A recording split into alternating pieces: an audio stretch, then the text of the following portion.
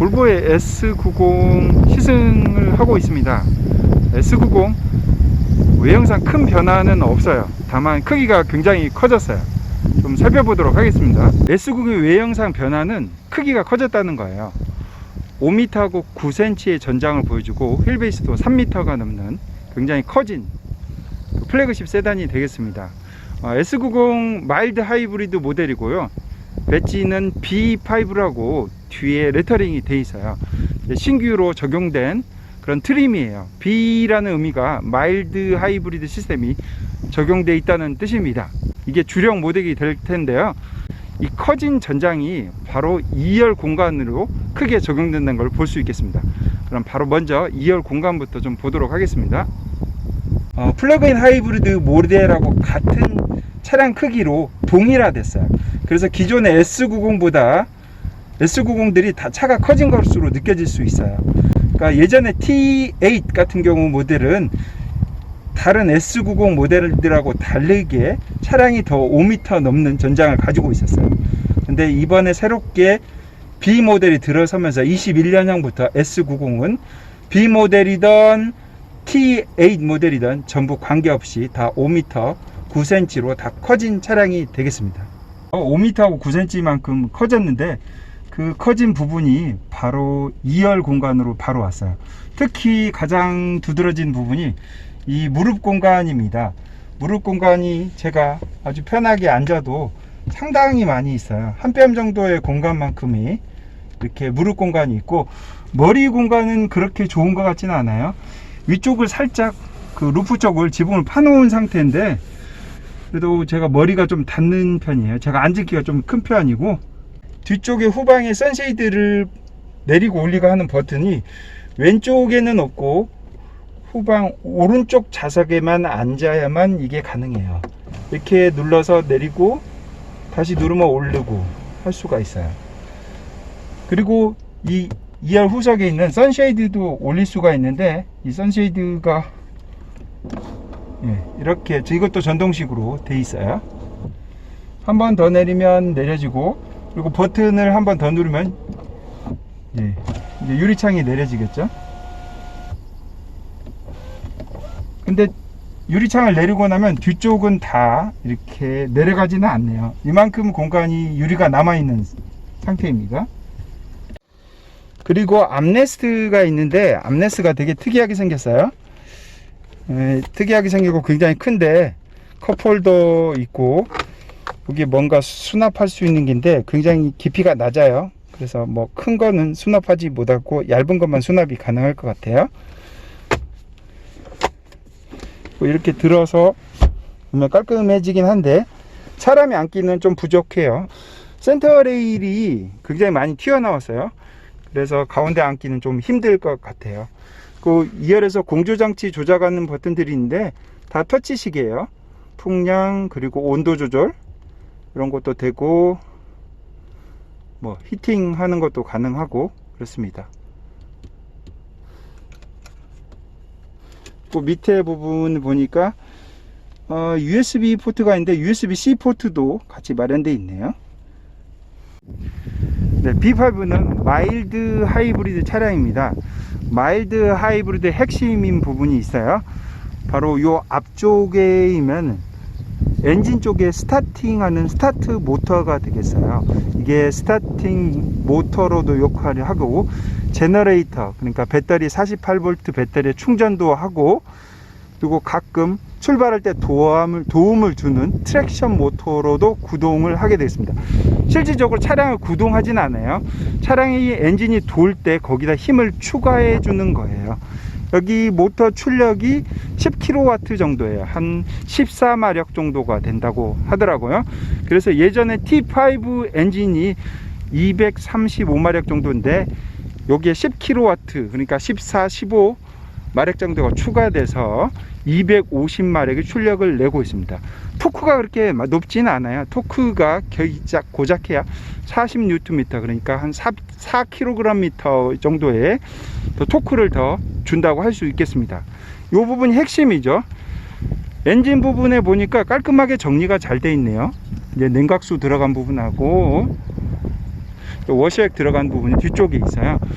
냉각수 들어가는 부분은 이렇게 돌려서 열어서 보면 될 것 같아요. 이거 다시 닫고. 네, 모터하게 함께 더 추가되는 게 배터리예요. 차량에 12V 배터리하고 48V 배터리가 있어요. 전자장치를 돌리는 12V 배터리는 이쪽에 들어가 있고요. 그리고 이쪽을 트렁크 하단 부분을 좀 보면 템퍼러리 타이어가 있어요. 템퍼러리 타이어 밑에 하단 부분에 48V 마일드 하이브리드용 배터리가 들어가 있겠습니다. 리튬이온 배터리고 배터리 용량은 한 500Wh 정도 된다고 하더라고요. 1kWh가 안 돼요. 그래서 차량에 큰 도움을 주지 않고 어시스트 하는 정도예요. 전체적으로 차량을 풀 하이브리드처럼 구동은 불가합니다. 저쪽에 여러 장치들이 있는데 저건 뭔지는 잘 모르겠어요. 나름 괜찮고 아주 큰 편은 아니에요. 폭이 길이도 나름 괜찮고, 뭐 영상을 통해서 길이를 잰 게 측정하니까 확인을 해 보도록 하겠습니다.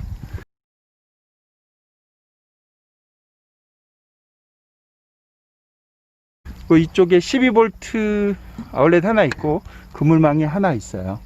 그리고 스키스루가 될 것 같아요. 가운데가 하나 넘겨지는데 상단 부분이 트렁크가 이렇게 금속으로 노출되어 있는 거는 좀 아쉬운 부분이네요. 그래도 S90의 인스크립션 모델이고 플래그십 모델이라고 하는데 이런 부분은 좀 더 신경을 썼으면 좋지 않았을까 하는 생각이 듭니다. LED 라이트가 하나 위치해 있네요. 전동식으로 가능하게 되겠습니다. 볼보가 2021년형부터 내연기관만 출시하는 차량을 없앴어요. 그러니까 전동화되는 파워트레인을 빨리 도입을 했는데요. B5하고 플러그인만 공급하게 되겠습니다. 디젤 차량이 빠진 거죠. 기존의 T4, T5, T6 이런 모델들이 마일드 하이브리드 시스템에 들어가면서 B로 이름이 좀 바뀌었어요. 그래서 B5, B4, B6 이렇게 나갑니다. 마일드 하이브리드가 들어가면서 전동 모터가 좀 들어가서 출력이 살짝 올라갑니다. 10kW 정도의 출력이 올라가고 토크는 40Nm 정도가 올라갑니다. 근데 아쉽게도 이게 마일드 하이브리드인지 아닌지를 느낄 수가 없어요.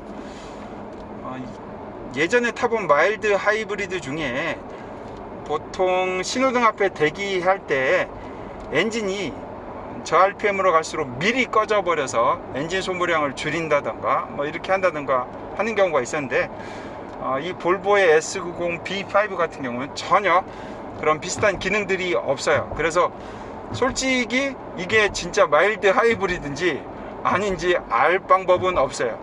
일반 가솔린 차량하고 똑같아요. 다만 이산화탄소 배출량을 좀 줄여주고 엔진 힘에다가 추가적인 힘, 토크를 더 가해주는 정도입니다.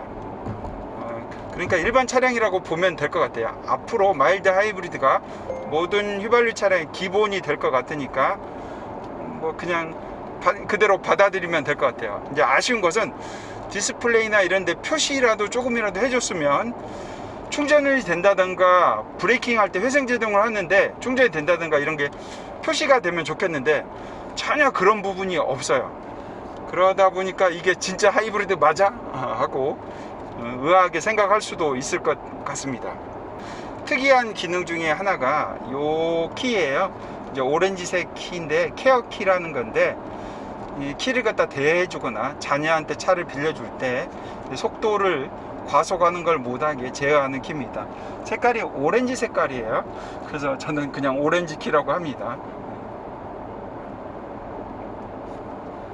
그냥 일반 키하고 똑같은데 이거 속도 조절하는 부분이 중앙에 있는 센터 디스플레이에서 가능한데 마스터 키가 있어야 된다 그러더라고요. 없으면 이거를 제어할 수가 없습니다.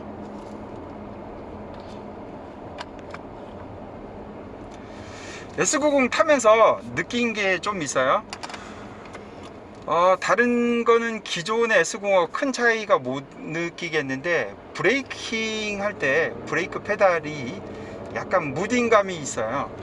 특히 초기 감각이 되게 무뎌요. 그래서 브레이크가 밀리네 하는 정도가 생각이 들 정도로 브레이크 담력이 초기에는 안 좋습니다. 약간 밀려 뭔가 부족해 하는 정도를 느끼고 있는데 더 깊이 밟아야 돼요. 그래야만 그 뒤부터 제대로 된 브레이킹 포인트, 브레이킹을 잡아줍니다. 전체적으로 브레이크가 밀리는 것 같지는 않아요. 그리고 승차감은 굉장히 딱딱한 느낌을 주고 있어요. 아주 딱딱한 건 아닌데 그래도 탄탄한 정도예요. 국내 플래그십 차량이라면 좀 소프트 드리븐 비슷하게 부드러워야 되는데 전혀 그런 감은 없습니다. 기존의 볼보 느낌하고 거의 동일해요. 그리고 인스크립션부터 이렇게 오레포스로 되어 있는 기어 노브가 들어간데 더 되게 고급스러운 것 같아요.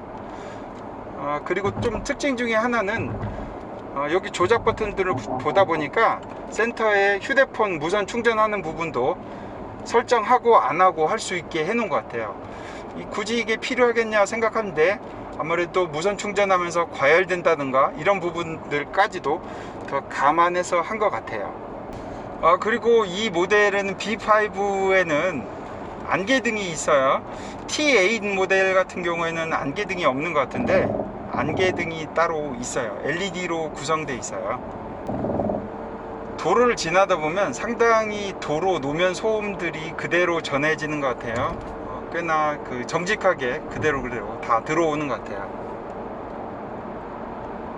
굉장히 묵직한 느낌으로 주행하고 서스펜션이 굉장히 탄탄한 느낌을 주고 있습니다. 스포츠 모드로 하니까 스티어링 휠 감각도 굉장히 상당 부분 많이 좀 강하게 좀 쫀득쫀득하게 바뀌었습니다. 사운드 시스템이 바워센 윌킨스 시스템이 더 업그레이드 됐다고 하더라고요. 아까 음악을 좀 들어보는데 확실히 더 그 잔잔한 음악이 세세하게 아주 잘 이제 들려지는 것 같아요. 배열이나 이런 게 실내가 기존의 S90하고 크게 바뀐 부분은 없어요. 헤드업 디스플레이도 위치해 있고 중앙에 새로 된 센터 디스플레이도 있어서 조작감은 예전하고 똑같고 아주 편하고 반응 속도도 상당히 괜찮은 편입니다. 파일럿 어시스트 같은 경우 주행 보조 기능은 크게 변화된 부분이 없다고 하더라고요. 예전하고 거의 동일합니다. 아까도 얘기했죠. 케어키라는 기능이 들어가 있기 때문에 그런 부분이 디스플레이로 좀 운전자 디스플레이 보여주고 있어요. 클러스터에서. 차량이 아주 정숙한 편은 아니에요. 노이즈 캔슬링 시스템까지 같이 들어가 있다고 하는데 그렇게 정숙한지는 모르겠어요. 아무래도 타이어에서 들어오는 소음이지 않을까 좀 싶습니다.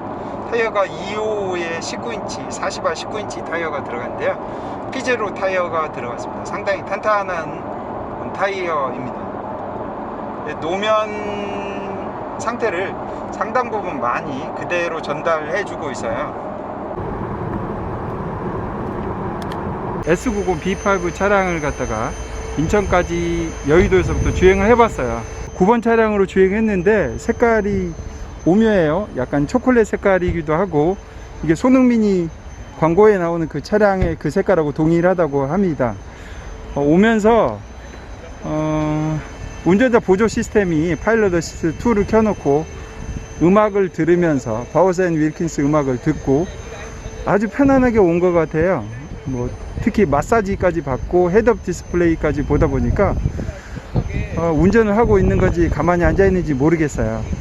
좌우지간이 굉장히 편안한 주행이었고, 다만 아쉬운 부분이라고 하면은 마일드 하이브리드인데 마일드 하이브리드가 맞는지 느낄 수 없었다는 거고요. 또 하나는 브레이크가 살짝 좀 초기 담력이 좀 부족하지 않았나 하는 생각을 하게 됩니다. 이상으로 간단히 좀 시승을 마쳤습니다.